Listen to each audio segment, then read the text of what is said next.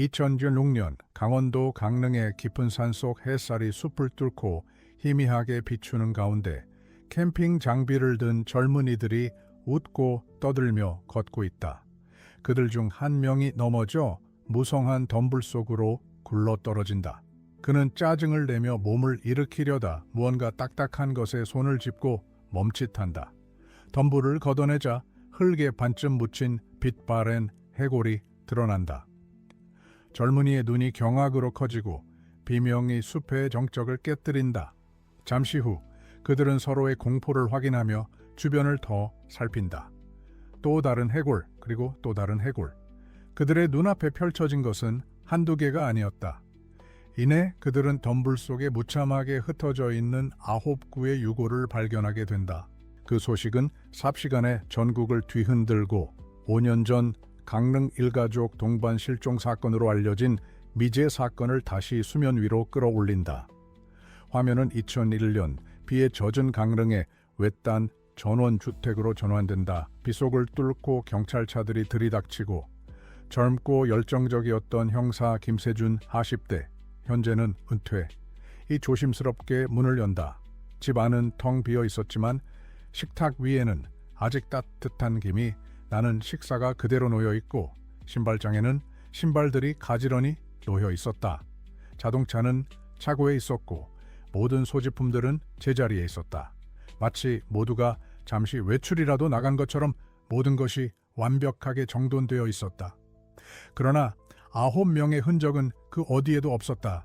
세주는 이상하리만큼 깨끗한 현장을 둘러보며 불안감을 느낀다. 이토록 많은 사람이 동시에 그것도 아무런 저항 흔적 없이 사라졌다는 것은 상식적으로 이해되지 않는 상황이었다. 그는 거실 한쪽에 놓인 가족 사진을 들어 올린다. 환하게 웃고 있는 세 가족 9명의 얼굴이 보인다. 사진 속 그들의 미소는 현재의 기괴하고 공허한 분위기와 극명한 대조를 이루며 섬뜩함을 더한다. 그 순간부터 이 사건은 그의 삶을 송두리째 바꿔놓을 악몽의 시작이 된다. 그는 밤낮 없이 수사에 매달렸지만 단서라고는 찾을 수 없었다. 모든 것이 완벽한 미궁이었다. 세주는 은퇴 후 평범한 중년의 삶을 살고 있지만 5년 전 그 사건의 실패는 여전히 그의 마음속에 지워지지 않는 멍해로 남아있다. 그는 매일 밤 악몽에 시달리며 9명의 웃는 얼굴이 꿈속에서 그를 쫓아다닌다. 사건이 미제로 남으면서 경찰 내부의 압박과 자책감에 시달리다 결국 그는 제복을 벗었다. 그는 한때 유능한 형사였지만 이제는 폐허가 된 자신의 삶을 홀로 견디는 외로운 존재가 되었다. 그는 과거를 잊으려 애쓰지만 9명의 웃음소리가 그의 귀에 계속 맴도는 듯하다. 그는 자신의 집에서 뉴스를 통해 유골 발견 소식을 접한다. 그 순간 그의 심장이 쿵하고 내려앉는다. 5년 동안 그의 삶을 짓눌렀던 거대한 바위가 다시 굴러온 것이다. 그의 눈은 동요로 흔들리지만 이내 강렬한 결심으로 빛난다. 이제야 비로소 그날의 진실을 마주할 기회가 생겼다는 생각에 그의 심장은 다시금 뜨겁게 뛴다. 그는 미완의 퍼즐 조각들을 다시 맞춰야 한다는 것을 직감적으로 느낀다. 이 사건은 단순히 해결되지 않은 사건이 아니라 그의 삶 자체를 짓누르는 고통스러운 굴레였다. 이제 그는 그 굴레를 끊어낼 유일한 기회를 잡았다. 5년 전 사건에 대해 상세히 다룬 책을 쓴 기자 이지은 30대 은유골 발견 소식에 곧바로 경찰서로 달려간다. 그녀는 세준이 은퇴했다는 소식을 듣고 그를 찾아 나선다. 그녀의 눈에는 진실을 향한 강렬한 열망이 담겨 있다. 지은은 사건 당시 젊은 기자였지만 이 미제 사건에 매료되어 끈질기게 추적해왔다. 그녀에게 이 사건은 단순한 기사가 아니라 자신의 모든 것을 걸고 파헤쳐야 할 숙명과도 같았다. 그녀는 사건의 진실이 밝혀지지 않은 이유를 파악하고 있었다. 그것은 다름 아닌 그들의 비극적인 가정사였다. 세주는 처음에는 지은을 피하려 한다. 그는 더 이상 과거의 고통을 들추고 싶지 않다. 그러나 지은은 포기하지 않는다. 그녀는 세준에게 형사님은 그날의 진실을 누구보다 잘 알고 계십니다. 이제야 퍼즐이 맞춰질 기회가 생겼어요. 더 이상 도망치지 마세요 라고 말하며 그를 설득한다. 그녀의 말은 그의 내면에 깊이 박혀있던 죄책감을 다시 일깨운다. 그녀의 눈빛은 그가 5년 전 가졌던 열망과 닮아 있었다. 그들의 만남은 잊힌 진실을 향한 새로운 여정의 시작을 알리는 신호탄이 된다. 세준과 지은은 함께 다시 사건을 파헤치기 시작한다. 그들은 5년 전의 사건 기록과 증거물들을 재검토하고 당시 주변 인물들을 다시 만나러 다닌다. 그들은 먼저 사라진 가족들의 관계와 가정사에 집중한다. 사건의 주역인 3대 가족, 가장인 김영수, 그의 아내 이순희, 장녀 김지수와 그녀의 남편 박민재, 그리고 막내딸 김은주와 그녀의 남편 최동현. 이들은 겉으로 보기에는 화목해 보였지만 깊숙한 곳에는 골마 터지기 직전의 상처들이 숨겨져 있었다. 초기 조사에서는 드러나지 않았던 가족 간의 갈등들이 서서히 수면 위로 떠오른다. 세준은 당시 경찰이 단순히 동반 자살이나 납치라는 가설에만 초점을 맞췄던 실수를 깨닫는다.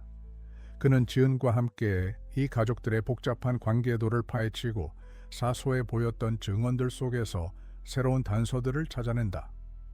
그들은 지수의 남편 민재가 외도하고 있었고 이로 인해 지수와 심각한 갈등을 겪고 있었다는 사실을 알게 된다.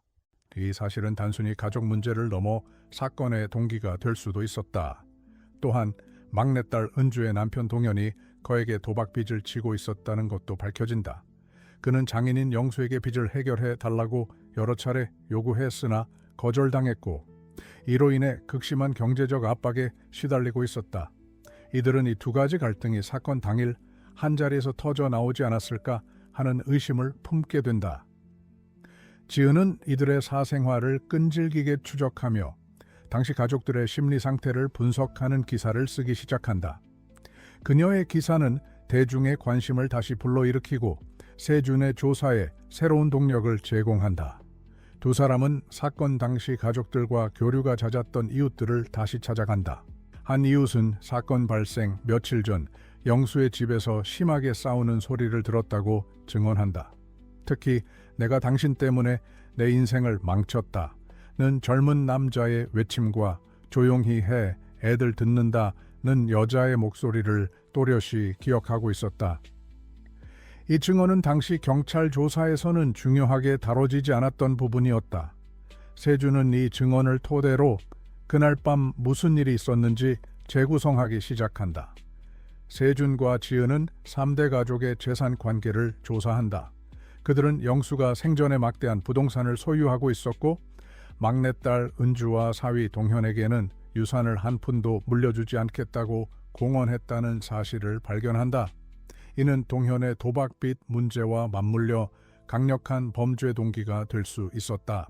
동현이 빚을 갚기 위해 영수의 재산에 손을 대려 했고 이로 인해 가족 전체와 마찰을 빚었을 가능성이 농후해 보였다. 그러나 5년이 지난 지금 동현이 범인이라고 단정하기에는 증거가 너무나 부족했다. 세준은 민재와 지수 그리고 동현과 은주의 관계를 더욱 깊이 파헤치기로 결심한다. 그는 당시 그들이 주고받았던 문자 메시지와 통화 기록을 다시 분석하고 숨겨진 진실을 찾기 위해 노력한다. 그 과정에서 그는 민재가 외도를 하고 있었던 상대가 다름 아닌 은주였다는 충격적인 사실을 알게 된다. 두 사람은 영수의 재산뿐만 아니라 서로의 배우자에게도 깊은 불만을 가지고 있었으며 함께 영수에게 반발했다는 정황이 드러난다. 이 사실은 사건의 성격을 완전히 바꿔놓는다. 이야기는 점점 더 복잡해진다. 9명의 실종이 단순히 돈이나 불륜 문제로 인한 범죄가 아닐 수도 있다는 의심이 피어난다. 세준은 사건 당일 밤 그들 모두가 전원주택에 모인 이유에 대해 생각한다. 그는 영수가 모든 가족을 불러 모아 유산 분배에 대한 최종 결정을 내리려 했을 것이라 추측한다. 그 자리가 바로 모든 갈등이 폭발한 지점이었을 것이다. 그들은 분노, 배신감, 그리고 절망 속에서 서로에게 상처를 입혔을 것이고 이로 인해 끔찍한 비극이 시작되었을 것이다.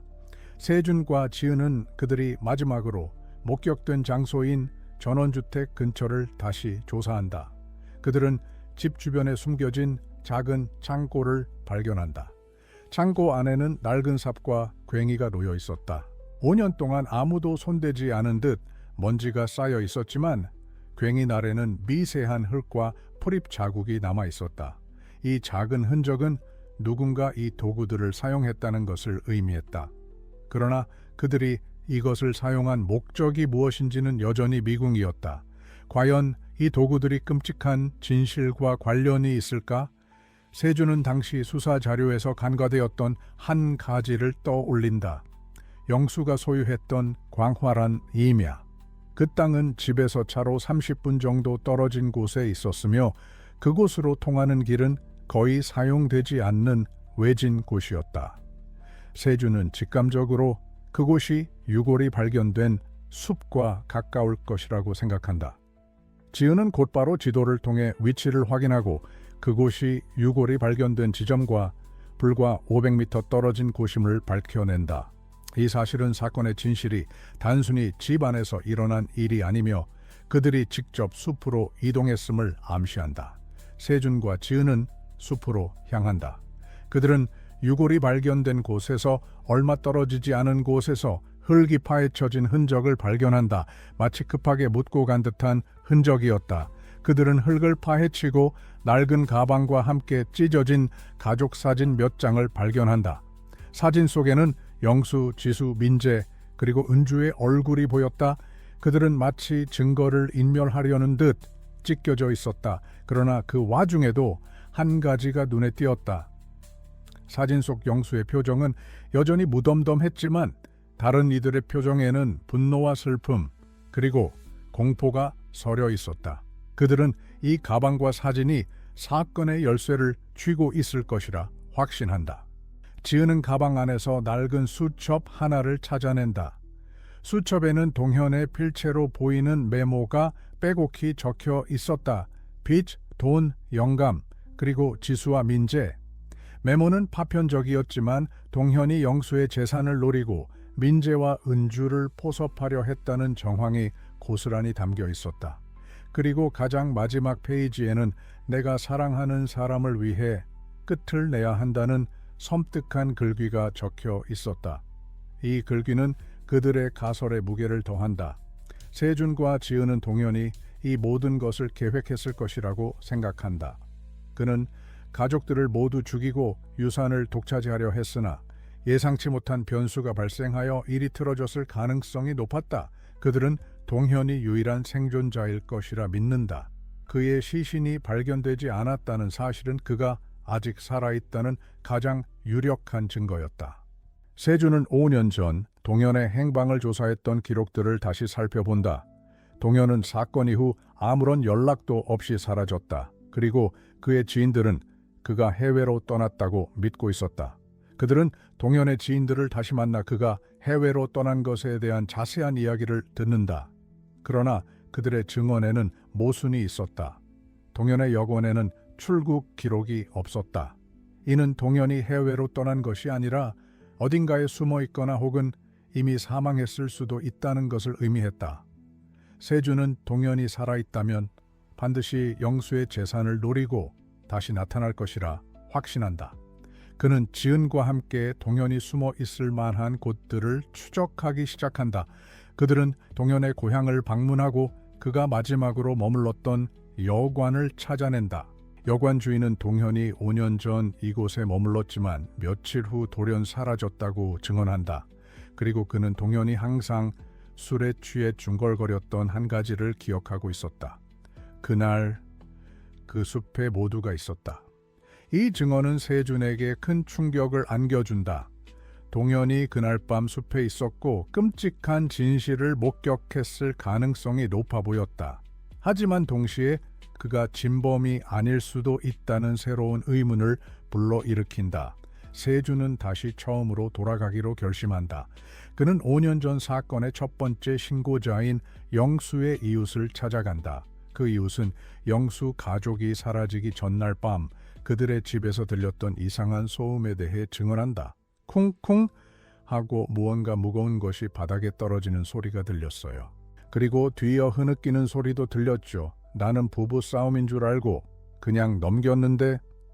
이 증언은 사건이 단순히 실종이 아니라 그날 밤 집안에서 끔찍한 폭력 사건이 일어났음을 시사한다. 세준은 이 증언을 통해 사건의 퍼즐 조각이 서서히 맞춰지고 있음을 느낀다. 지은은 이웃 주민의 증언을 바탕으로 사건 당일 밤의 상황을 재구성한다. 동현이 영수의 재산 문제로 인해 가족들과 심하게 다투었고 이 과정에서 우발적으로 살인을 저질렀을 가능성을 제기한다. 그리고 이 살인을 은폐하기 위해 가족들을 차례로 살해하고 시신을 숲에 유기했을 것이라고 추측한다. 그러나 한 가지 의문이 남는다. 숲에 유기된 시신은 모두 가구였다. 동현이 범인이라면 그의 시신은 왜 발견되지 않았을까? 세준은 동현의 행적을 다시 조사한다. 그는 동현이 실종되기 전 영수에게 보험금을 수령하기 위한 서류를 위조하려 했다는 사실을 알아낸다. 이는 동현이 단순한 채무자가 아니라 치밀한 범죄를 계획하고 있었음을 의미한다. 그러나 그는 보험 서류를 완성하지 못하고 사라졌다. 왜일까?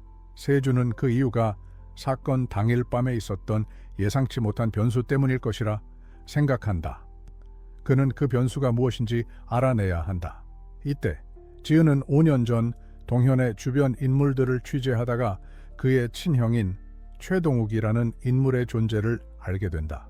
동욱은 정신적으로 불안정했으며 동생인 동현에게 깊은 애착을 가지고 있었다고 한다. 동현이 실종된 후 동욱 또한 충격으로 인해 잠적했다는 사실을 알게 된다. 이 새로운 인물의 등장은 사건을 더욱 미궁 속으로 몰아넣는다. 동욱이 동현의 범죄를 도왔을까? 아니면 동욱이 오히려 사건의 진범일까? 세준과 지은은 동욱의 행방을 쫓기 시작한다. 동욱의 거주지를 찾아간 그들은 낡은 다락방에서 수많은 그림들을 발견한다. 그림들은 모두 기괴하고 섬뜩한 풍경을 담고 있었다. 그 중에는 영수 가족의 집을 묘사한 그림도 있었다. 하지만 가장 충격적인 것은 그림들 중 하나의 동현과 동욱이 함께 숲속에서 무언가를 묻고 있는 듯한 형상이 그려져 있었다는 점이다. 이 그림은 단순한 상상이 아니라 사건 당일 밤에 있었던 일을 묘사한 것임이 분명했다. 두 사람은 동욱의 그림 속에서 또 다른 단서를 찾는다. 그림 속 숲의 배경에는 평범한 나무들 사이에 유독 잎이 시들어 죽은 듯한 나무 한 그루가 그려져 있었다. 세준은 직감적으로 그 나무가 중요한 이정표가 될 것이라 생각한다. 그는 5년 전 유골이 발견된 숲의 사진들을 다시 살펴본다.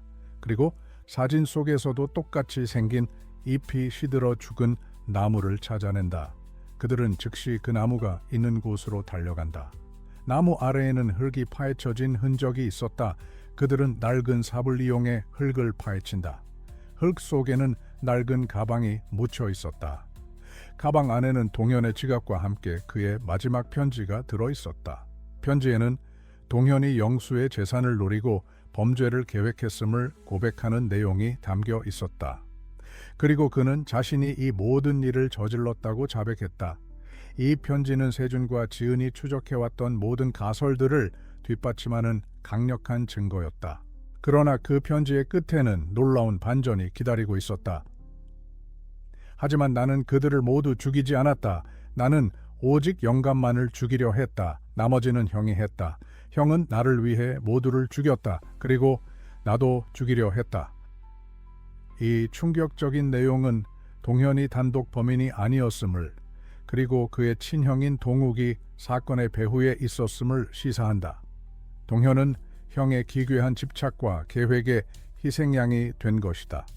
이로써 사건은 단순히 금전적 이득을 노린 범죄가 아닌 광기와 집착이 낳은 끔찍한 비극으로 변모한다. 세준과 지은은 동현의 편지를 바탕으로 동욱의 행방을 쫓는다. 그들은 동욱이 5년 전부터 거주했던 정신병원을 찾아낸다. 병원 기록에는 동욱이 동생의 실종 소식을 접한 후 극심한 정신적 불안 증세를 보였으며 입원 후에도 동생에 대한 집착을 버리지 못했다는 내용이 담겨 있었다. 그리고 가장 최근 기록에는 동욱이 병원에서 탈출했다는 사실이 적혀 있었다. 그는 아직 살아 있었고 사건의 진실은 이제 그와 직접 대면해야만 밝혀낼 수 있었다. 세준과 지은은 동욱이 탈출 후 자신의 고향인 강릉으로 돌아왔을 것이라 추측한다. 그들은 동욱이 숨어 있을 만한 곳들을 추적하고 마침내 그가 살고 있는 외딴 오두막을 찾아낸다. 오두막은 깊은 숲속에 위치해 있었고 마치 세상으로부터 숨어버린 듯한 분위기를 풍겼다. 그들은 조심스럽게 오두막의 문을 두드린다. 그러나 아무런 대답이 없다. 그들은 문을 열고 들어서고 굳게 닫힌 문 뒤에 숨겨져 있던 끔찍한 진실과 마주하게 된다. 오두막 안은 온통 기괴한 그림들로 도배되어 있었다.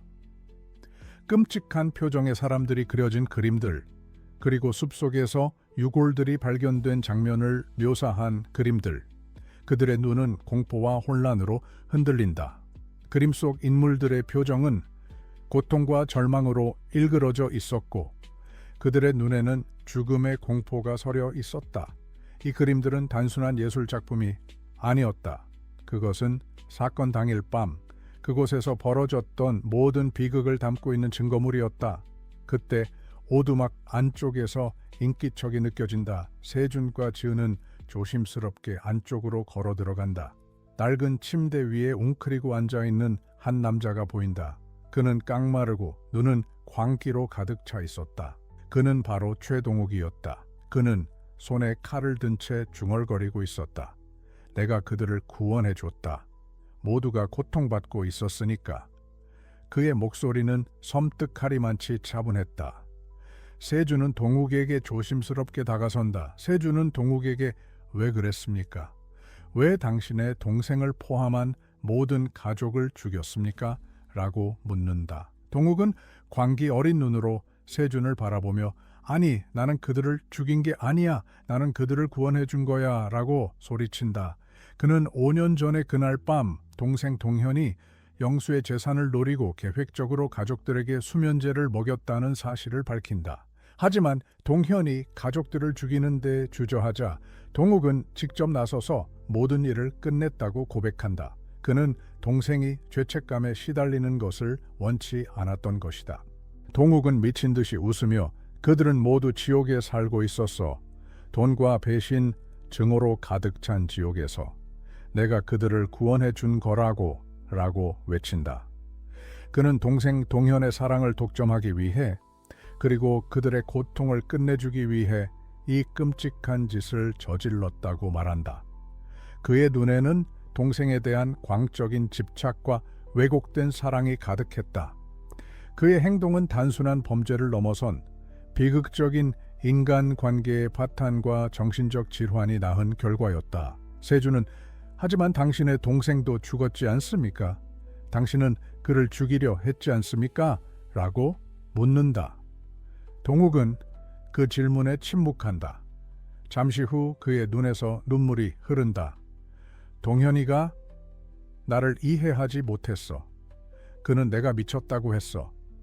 그래서 어쩔 수 없었어. 그의 목소리는 슬픔과 후회로 가득 차 있었다. 그는 동현을 죽이려 했으나 끝내 그러지 못하고 숲에 버려두고 왔다고 고백한다. 그 후 동현은 혼자서 편지를 썼고 결국에는 숲속에서 목숨을 끊은 것으로 보인다. 세준은 동욱의 고백을 듣고 그가 진범임을 확신한다. 그러나 동욱은 갑자기 손에 든 칼을 자신의 심장으로 향한다. 나는 이제 자유로워질 거야. 모두와 함께. 세준은 급하게 그를 제지하려 하지만 동욱은 이미 모든 것을 포기한 듯했다. 그는 자신의 목숨을 끊으려 하고 지은은 비명을 지른다. 세준은 온몸으로 그를 막아선다. 그는 당신은 아직 자유로울 수 없습니다. 당신의 고백을 들어줄 사람이 필요합니다. 라고 외친다. 동욱은 세준의 눈빛에서 자신의 슬픔과 고통을 이해하는 감정을 읽는다. 결국 그는 칼을 내려놓는다. 동욱의 자백과 함께 5년간 미제로 남아있던 강릉 일가족 동반 실종 사건의 모든 진실이 밝혀진다.